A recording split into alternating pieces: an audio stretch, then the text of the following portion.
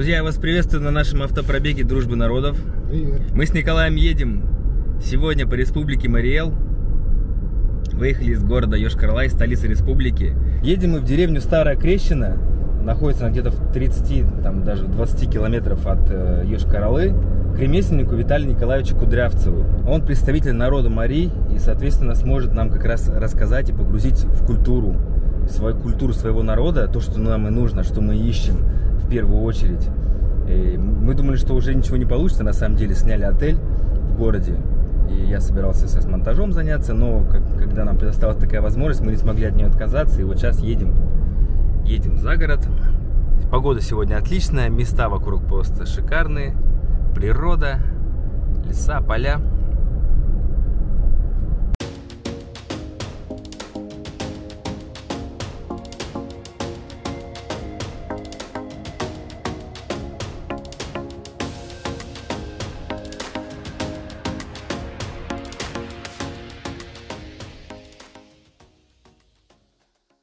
Вот, мне кажется, этот домик, он с краю деревни находится. Здравствуйте, салам лиже. Вы сегодня, значит, приехали, вы находитесь Мариэл, республика Мариэл, Аршанский район, деревня Старая Крещина. Чем знаменита наша деревня, что у нас тут много таких выдающихся личностей нашей республики. Это, во-первых, майор Шкетан, Яков Павлович майор Шкетан, он родом из этой деревни, здесь даже есть его дом-музей. Значит, два брата, вот как раз улица Волкова, это Арсий Евгений Волков, один, значит, композитор, другой драматург, поэт, у них вот около 200 песен, даже мы вот 3 фестиваля провели по их, значит, песням, и у нас фишка была, что фестиваль называется «Над речной волной», и у нас сцена была на глади воды, зрители на берегу сидели, такая фишка интересная была. Значит, вот этот дом, он тесно связан и с Шкетаном, и с его главным романом «Эренгер», «Утренняя река», вот которая вот прообраз, это внизу у нас река Малая шла. И, значит, все действия этого романа происходили в этом доме. Этот дом построен в 1926 году во время НЭПа, новая экономическая программа была. Хозяином был Макаров Александр Александрович. Внизу вот здесь у него была лавка, и на реке была шерстобойка и водяная мельница. А вот наверху на мезонине, тут еще балкон раньше был, во время войны жили эвакуированные из Ленинграда. Дочка вот этого дяди Саши, дом, ну, когда новую контору построили, выкупила вот этот дом, потом она продала, ну, той хозяйке, у которой этот дом, в общем, достался мне это в 2013 году. Хотя я родом с соседней деревни, ну, судьба покидала везде, значит, но вернулся на свою историческую родину, и вот и мы вот сейчас развиваемся как ремесленная усадьба. Ну, мы показываем мастер-классы, к нам приезжают, делаем экскурсии, значит, и у нас есть гостевой дом. Ну, там же и другая инфраструктура. Это первый стеклопакет двойное остекление, то есть оконная рама, первое стекло ставилось на штапик, а второе в паз. Видите, там еще одно стекло. То есть на одной раме 3 стекла. А вся фурнитура, вот эта вся фурнитура, да? Ну, это ставни были, вот это все кузнечная работа. И вот это еще закрывалось вот так. Тут бревно было, оно сгнило, я его кирпичом заложил. Вот туда засовывалось, и там засов был. И по роману вот эту лавку скрыли, как будто бы. И тут еще в лавке был подземный ход, который выходил к реке. Сейчас там у меня мастерская, зимой я там плету. Ну, пойдемте посмотрим. Тут дверь была низкая, вот до сих пор была. Я ее увеличил, а то люди бились. Так. Здесь у нас, значит, уже сейчас все современное, отопление, горячая, холодная вода. Вот на этом месте, говорят, был этот подземный ход, который уходил. Я его не видел, не стал копать, потому что 100 лет прошло. Но здесь я плиту. У меня обработка там идет, плиту здесь. Это корыто для замочки прута. Но у меня очень много механизации. Все можно механизировать, кроме самого процесса плетения. Ну вот буквально вот сейчас позавчера, сейчас, наверное, нет, замочить надо. Вот буквально вот делаю реконструкцию сундука. Сундук это будет, тут ручки будут такие. Ну, вот. И тут у меня есть еще маленький, очень интересный раритет. Это шомпольное ружье. Ижевский Захаров по интернету я узнал. 1890 года. Серия тут одна из первых. Шомполки обычно бывают одноствольные, разграненными стволами, а это двухствольная. Шомполка почему? Тут заряжается как? Вот тут был шомпол, Сперва насыпали порох, потом пыш трамбовали, потом заряд, потом трамбовали. Потом сюда, вот сюда присыпали порох, вставлялись пистоны, ну как капсуль. Но так как по закону об оружии пистоны сейчас не выпускаются, то есть боеприпасы к ним выпускаются, но не считается уже оружием, то есть его конфисковать нельзя. Ну, это у меня средства малой механизации. Вот это, ну, станочек. Я ленту, допустим, когда делаю, вот берется вот такой колунок, вот обычно, и я его раскалываю. И то сейчас это механизированно можно все сделать. Вот я его разделил на 3 части, а раньше все это делалось вручную. Вот это еще сердцевину доставали, еще 2 полоски делали. Но этой технологией я владею, но это очень муторно. И вот такой станочек сделал. Вот. И вон получается, что. То есть могу потоньше сделать, могу потолще сделать. Вот получается. Да? Да, тут несколько ступеней. И получается вот такая лента. Вот потом вот сундучок-то как раз из этой ленты и плету. Это вот я сегодня прочистил. Весенний соковый пруд называется. Ну, чтобы он, пруд хранился, его надо высушить. А когда весенний пруд вот так на солнце стоит, он отбеливается. Вот как раньше вот ткали ткань, да, льняную. Потом в марте, скажем, в апреле на снег его ложили, чтобы он отбелился. Ну, то же самое. А что из него потом? А потом все, что угодно. Это вот сегодня я наработал столько мусора. Это я очистил его, вот это, кору. Но кору раньше снимали все вручную. Сейчас я это процесс тоже механизировал. Вот у меня станок стоит. Вот станок, тоже самодельный. Окорочный станок. Раньше это все делалось с помощью щемилки деревянной. Потом щемилка появилась вот такая вот, ну, удобная.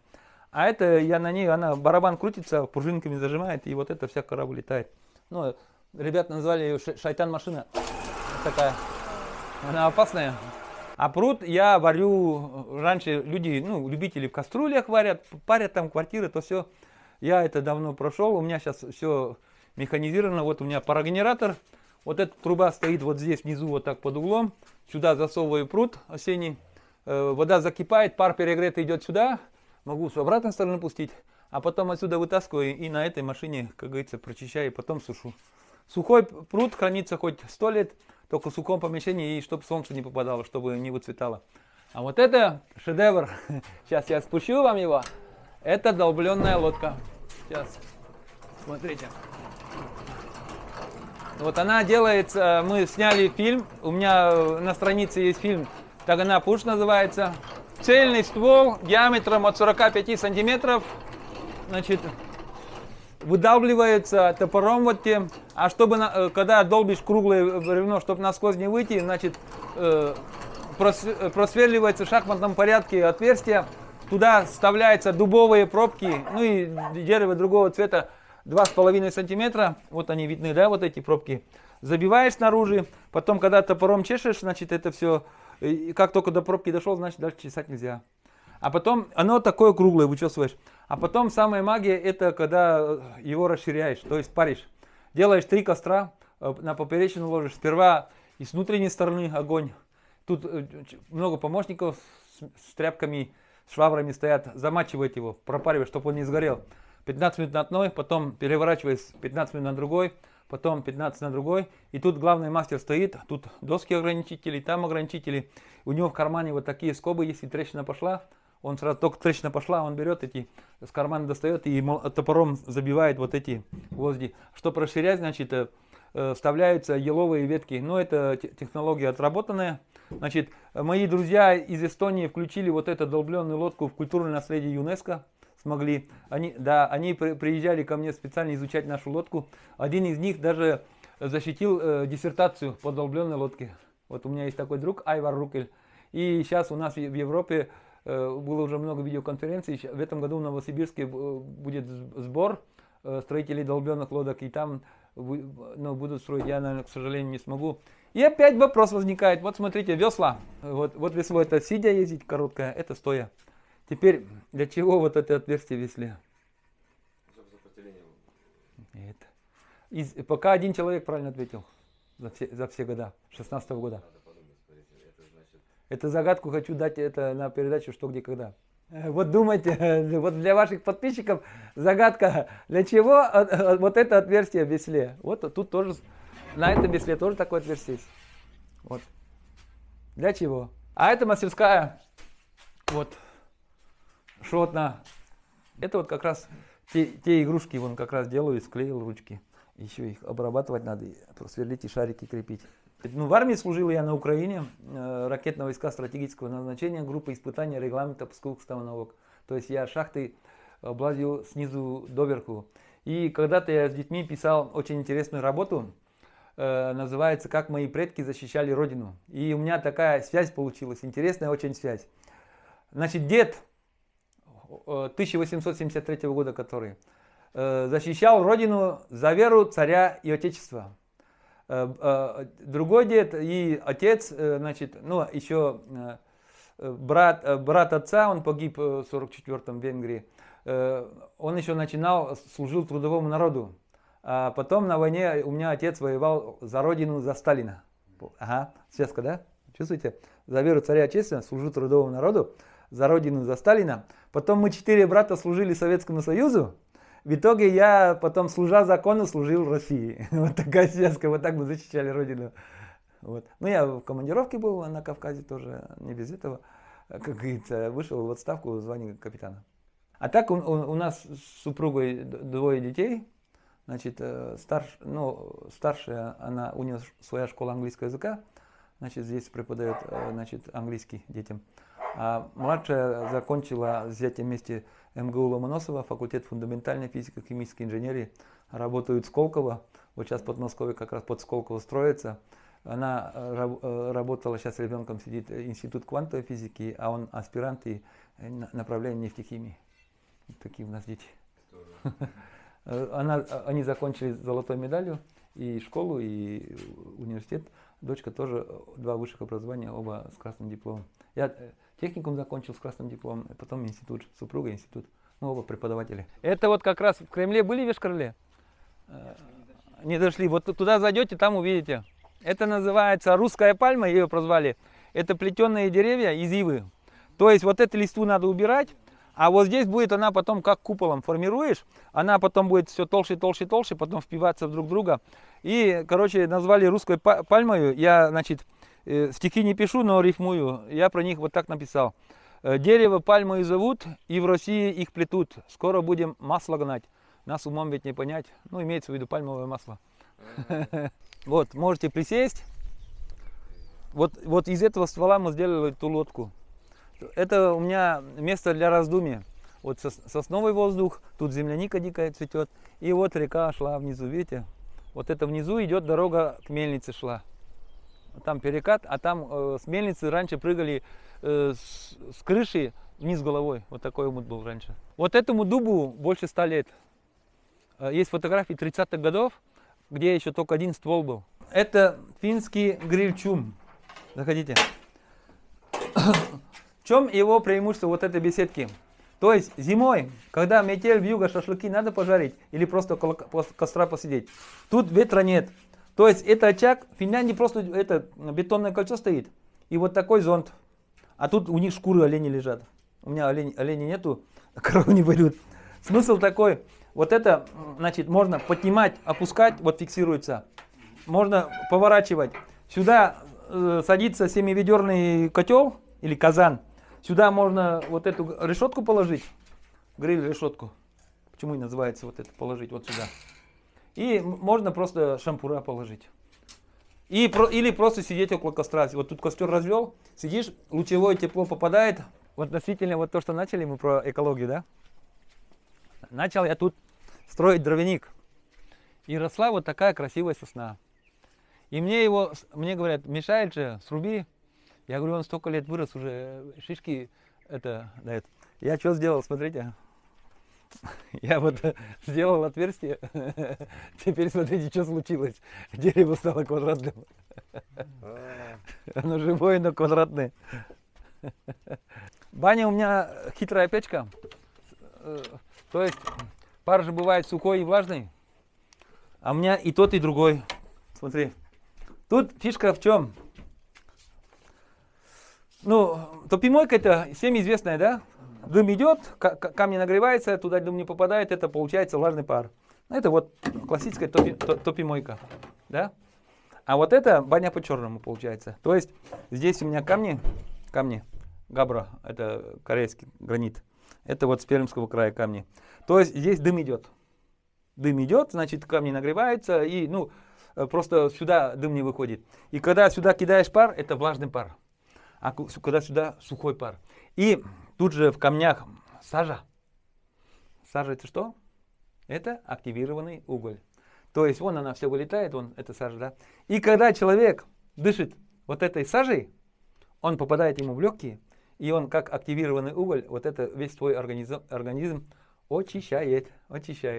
Вот почему говорят, баня по-черному, она полезна. И тут вроде пара-то мало выходит, но до костей как бы пробирает. Когда особенно поминальная баня, вот в баню я прихожу, первый приходит мужчина, значит я в баню прихожу, я замачиваю веник и веником по палатям, вот, значит, такое действие делаю, ну пар кинул и стучу по палатям. И созываю всех умерших мужчин обычно, мужчин. Вот, мол, сегодня такая-то, завтра такой-то праздник, сегодня мы вам баню затопили, приходите, мойтесь. И вплоть до того, что говорим, ну всех созываем, всех по именам, кого помним, кого, и говорим, даже кого мы не позвали, или даже у кого-то уже родственников нет, их тоже с собой сюда приведите, и пусть они помоются. А нам в жизни, значит, также вот говорят, Боже, помоги. Мы не говорим, Боже, помоги. Боже и старые люди нам помочь не могут. Они могут нам сделать удачу. Ну, чтобы способствовать этому, скажем так. Дюйном, что же он по-марийски называется? Дюйн это, ну, как тебе сказать, ну, чтобы все удачно сложилось. А помочь они физически не могут. Только способствовать, чтобы все было хорошо. Да, это мы сами создаем свое это. Это у меня хранилище материалов. Вот там лежит лыка, здесь ива. И, значит, ива в стеллажах, они у меня калиброваны, ну как бы отсортированы. И каждый год я меняю цвет нитка. Видите, тут желтая, тут вот синяя, чтобы не путать, какого года это урожай. Главное условие, чтобы не было света, чтобы, а то если со светом наружной будет от солнца выгорать, внутри будет светленькое. И чтобы все проветривалось, чтобы не было сырости. И она может годами храниться, а потом переработать замочил и все. И с каждым годом я их, ну как бы не перерабатываю, не успеваю. Это вот звание Народный мастер Республики Марий Эл. Я первый его получил. Вот, служил закону. А какие боевые награды у вас тут же висят? Да? Нету здесь. У нас, мы между первой и второй были, мы парня медаль за отвагу получил. Пуля прошила ему оптический прицел. И мы официально не участники боевых действий. Потому что Лебедь, генерал Лебедь, подписал Хасавюртский мир, и официально боевых действий как будто не было. А можете пару слов вот о Якутске? Ну, то, что вы сказали, что вот ваша религия чем-то схожа с вашей якутской? Ну, не только с якутской. Вот Ханты-Манси, мы с ним общаемся, смотрим вот эти, скажем, Сибирь, вот Тыва, допустим, да, ну там хотя ближе к монгольской, допустим, да, но все равно вот эти курганы камни ложат, да, вот эти к деревьям, скажем, ленточки привязывать. У нас то же самое, вот в Кремле вы видели, там целое дерево стоит, вот это. Ну, мы все откуда-то с одного места вышли, просто это все потом разделилось, да. Вот, и то, что вот, скажем, вот взять Якутию, взять ханты-манцев, да, мы просто сохранили свое родное, не взяли чуждое. По вышивке определяли, какого человек роду племени, где живет, ну это как паспорт был. Вот. И вышивка идет, значит, по счету, и каждый знак имеет свое значение. Вот, допустим, вот этот знак, вот этот, да, оргамак по-марийски, это мужской оберег. Вот его я могу показать в другой рубашке, там он более выраженный. Вот этот знак. Вот. Ну, это мужской орган оберег. Вот это папаха, она шерстяная папаха, она по-марийски называется тергупш, но его обычно одевают служители культа, скажем так. Ну, у нас сейчас и артисты на сцену одевают и такое, да. Я его тоже не могу передать другому человеку. То есть я когда посвящение проходил, мне его, значит, Верховный одел, вот я его могу передать только другому карту, скажем. Ну, если историю религии, значит, вести, когда христианство пришло, это волхвы были, да? Русь изначально тоже была языческая. Слово языческие многие путают. Ну, как бы для них это какой-то, ну, как безбожие, как африканские вот эти, значит, племена чувствуют. Но слово язычество, оно старославянского происхождения, состоит из 3 слов. Я, зычу, естество. То есть единение с природой. И в Руси были, ну, идолопоклонницы, деревянные идолы были, да? И служителей назвали волхвами. Просто у князя Владимира был конфликт, он власть терял с волхвами, как бы, ну, если так поверхностно. Чтобы власть удержать, ему нужна была другая религия. Вот он принял христианство. Если в то время было сильным мусульманство, сейчас бы и я, и вы ходили бы обрезанные, скажем так. Ну, это так, между строк. Мы не рабы, мы дети Божьи. Значит, у нас идет единение природой. Вот я с природы вышел, в природу иду. Значит, и как бы это... И связь между Богом и нами, мы, допустим, христиане церкви, там у них посредник, священник, значит, проводником является вот это купол, антенна, вот это, да, у нас проводником является дерево. Вот. Как-то так. Ну, это я чисто поверхностно, для этого надо вот эту всю философию очень, значит, изучать, знать и трактовать это тоже, ну, я не хочу лишнего сказать. Ну, и у нас нет понятия отмолить грех. У нас есть табу. Вот эти же заповеди, такие же, да, ну, скажем, ну, почти что совпадать. Но есть такое понятие, не греши. В христианстве очень такая позиция, согрешил, замолил, согрешил, а у нас этого нету. То же самое, наверное, у других, вот, ну, скажем, у родоверов, те, кто связан с природой. Если наши религии, вот по нашему календарю 7 тысяч какой-то год идет, но у нас было до 5-дневка в неделю, 5 дней. Вот в субботу-воскресенье не было. Вот, и у нас 7 тысяч какой-то год идет. И у нас цикл не как у китайцев 12, а 32 года. То есть 32 тотемных животных идет. Вот этот цикл, 32 года. Вот. А ну, христианству 2000 лет, извините, а нам были 7000 лет. И Русь, говорю, изначально тоже была... Ну, вот сейчас идет течение родоверов. Вот это как бы возрождается это все. Но тут, я говорю, религия вещь такая интимная, это надо, не хочу лишнее сказать, поэтому тут свои, скажем, каноны есть, и свои правила, свои, это, ну, так, да, так. Это понимаем. Да. Вот, допустим, я пошел в лес. Прежде чем срубить вот это дерево, я у духа леса спрашиваю разрешение. Я говорю, ты не обижайся, нам вот это дерево понравилось. Мы не хотим тебе навредить, мы хотим из него сделать вещь. И желаю лесу, ты меня спроси, и я желаю лесу, чтобы вместо этого дерева выросло 10 деревьев. Если я иду, собираю лекарственные травы, допустим, я общаюсь с травой. Я говорю, вы не обижайтесь, я лишнего не возьму, я только возьму на лекарства. Если я иду на речку рыбачить иду, я здороваюсь с хозяином реки, лес иду с хозяином леса, я у реки прошу, не так, чтобы там нахапать, а просто чисто для пропитания, чисто для интереса. Если я поймал рыбу, я говорю, спасибо, речка, за рыбу твою, чтобы она плодилась и размножалась. То есть, нет, ну вот, издревле, ну, шло вот так из поколения в поколение.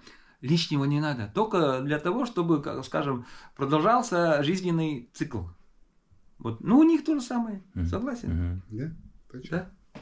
Он же не будет все, допустим, есть у них оленьи стадо, да, он не будет, или вот охотничьи угодья, он не будет там всю дичь уничтожать. И он все уничтожит, там ничего не будет. Он оставляет. Вот это взял, а это пусть плодится. Но Марийскую землю мы решили собрать именно здесь, у Виталия Николаевича. И, кстати, вот так интересно получилось. У меня контейнеры разного цвета, они идут тут по очереди. И как раз следующий шел белый. А я вот Виталий Николаевич спрашиваю, какой вашему народу больше соответствует цвет? И он говорит, белый. Это именно белый. Вот, сейчас мы его...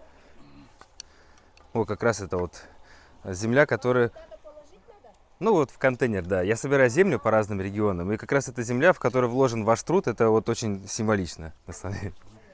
Вот, пожалуйста. Благодарю. Вот, да, я понимаю, у меня родители тоже есть дача, огород. Не хотите взять? С удовольствием. Вон Вот возьмите. не откажемся. Петрушка, Если вон есть лук уже, зеленый. давайте, давайте. Если Ага. завтра надумаете, можете приехать и вон, поработать наверху, переночевать. Да, Я да, вот приеду, вот баню сотворим. Что. это было бы здорово, да, мы вот сегодня прикинем, Вот как. Наталья Юрьевна, про нее я вам рассказывал. Наталья Юрьевна, да, здравствуйте. Она хочет, Приятно познакомиться, она да. хочет А в то Москву уехать к дочери, поэтому вас форсирует огород. Да, очень много работы, холодно было, сейчас вот тепло стало, все надо высадить и капусту, и сегодня вот цветами целый день занималась, вот цветы высаживала. моя мама, у меня тоже мама цветы. Да, да, я больше цветы, меньше овощей сажаю, а цветами люблю заниматься. Вот. А у вас же дожди же шли тоже, да? Да, и земля-то сырая, и сейчас высаживать очень хорошо, потому что земля сырая.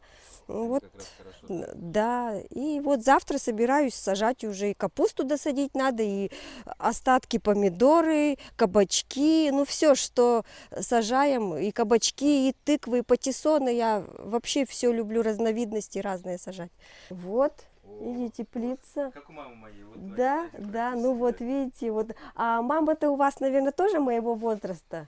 61-го года.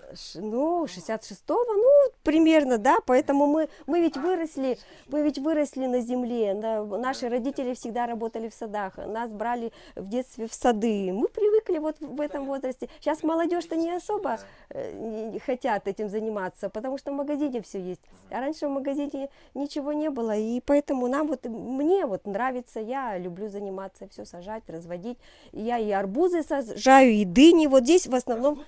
Да, вот здесь в основном помидоры.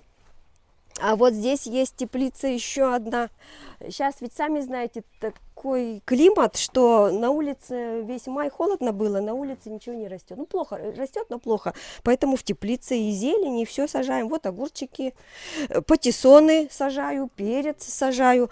А нынче у меня арбузы не взошли, поэтому дыни только вот посадила. Только-только. Вот если бы вы в августе были, я бы вас уже и арбузами, и дынькой угостила. Да, прямо растут такие арбузики и дыньки.